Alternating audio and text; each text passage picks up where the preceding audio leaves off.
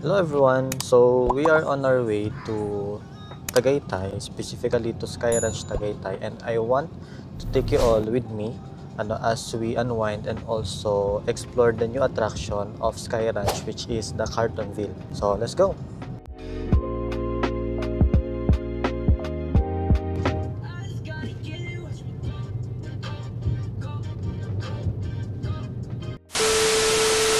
So ayun, nasa Tagaytay na kami ngayon. Ngayon papunta kami sa cafe room, magla-lunch muna kami kasi wala pa kaming lunch. So yeah, lunch muna tayo.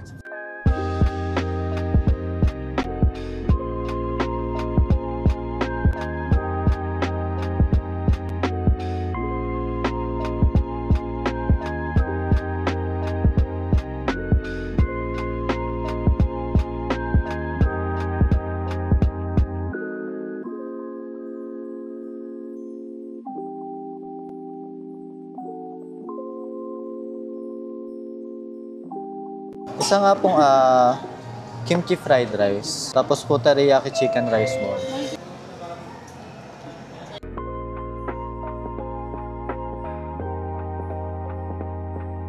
Nandito na yung drinks namin.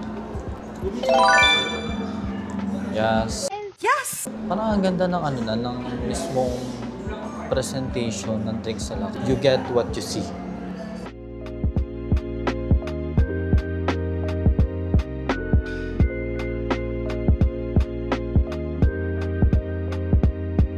So, I ordered this as my drink. Strawberry yogurt siya. So, nandito na lang yung price. Tapos, in-order ng kasama ko is chocolate na drinks. I don't know what this called, pero hindi ko natandaan. Chicken teriyaki rice bowl. Then, kimchi fried rice. Yan. Then, for dessert, matcha croissant. So, let's dig in. Kimchi fried rice.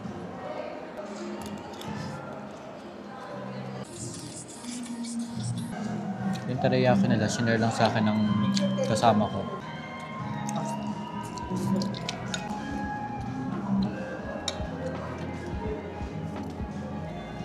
Juicy yung teriyaki nila.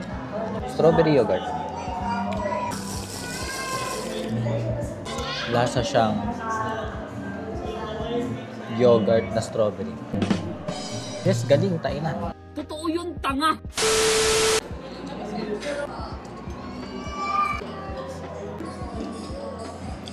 Rate ko ang matcha croissant ng 10 out of 10.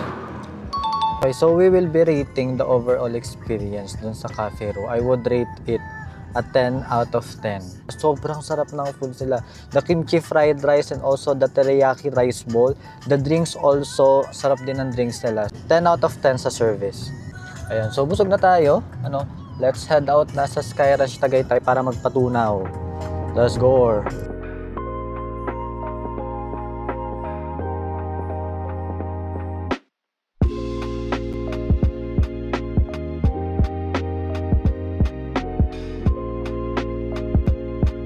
So we are here na po sa Sky Ranch Tagaytay. Ang admission fee nila dito is 120 pesos per person, per head yun. Hindi pa kasama dun yung ride, yung admission fee lang mismo. Tapos yung mismong ticket for rides, isa-isa mong bibilihin if dito ka sa loob ng Sky Ranch mismo magpa-purchase ng ticket.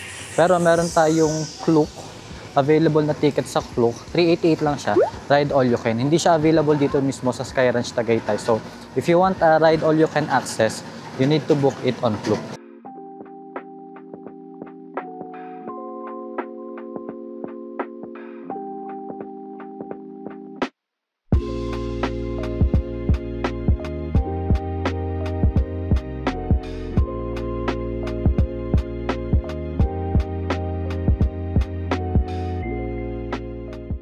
So we are inside the Cartonville na.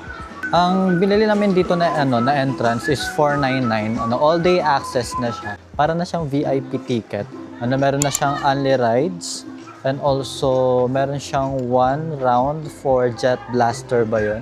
So yun yung 499. Pero i-display ko dito yung mismong iba't ibang tickets na available dito sa Cartonville. So pwede nyo itong gamiting reference kung sakaling magpa-purchase din kayo ng ticket dito sa Sky Ranch Tagaytay sa Cartonville.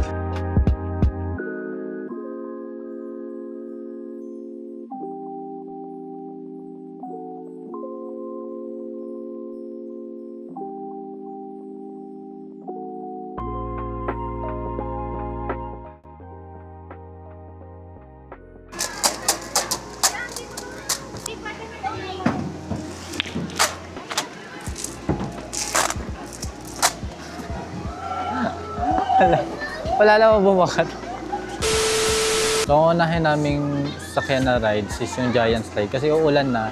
So, maganda lang matry namin to before pa umulan. And if tumigil man yung ilan mamaya, edi tatry na lang namin na mas marami. So, let's go!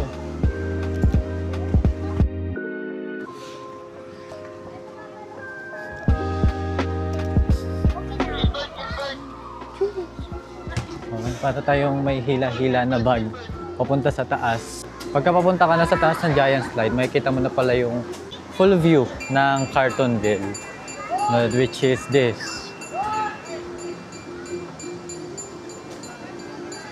So let's go!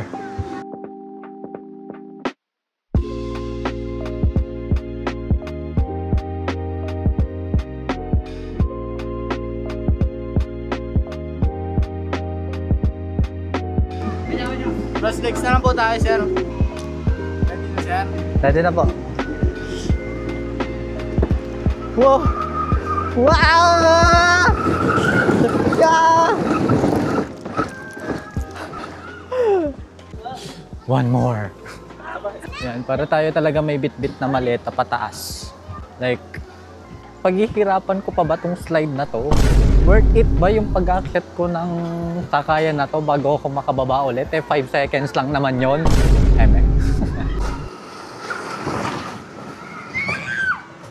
Over naman sa tulak.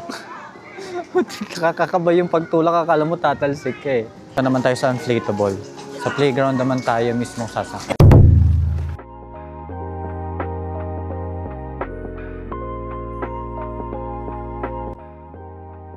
Para tayo nasa Encantadia.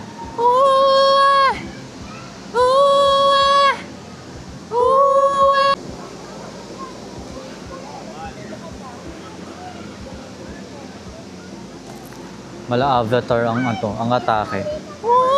Ay, hindi pala Avatar yan.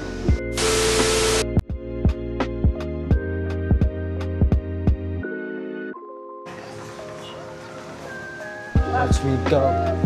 Go.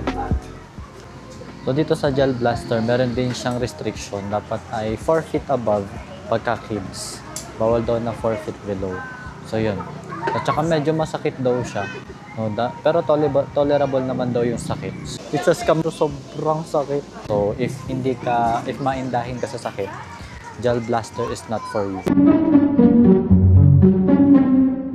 Ito yung complete attire namin for the Gel Blaster. Yan, tapos ito yung baril.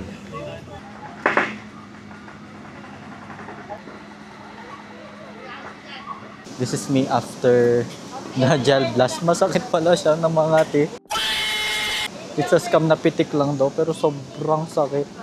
Tinagtad ako dito kanina ng opposing team, sobrang pula ata.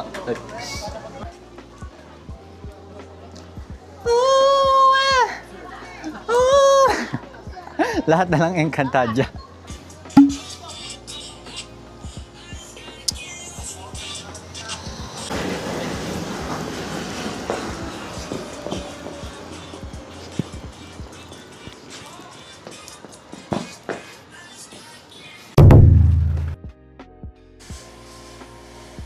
Hindi na ako nakapag-outro kanina kasi tinamaan ako kanina ng bala dito sa likod ng ulo ko.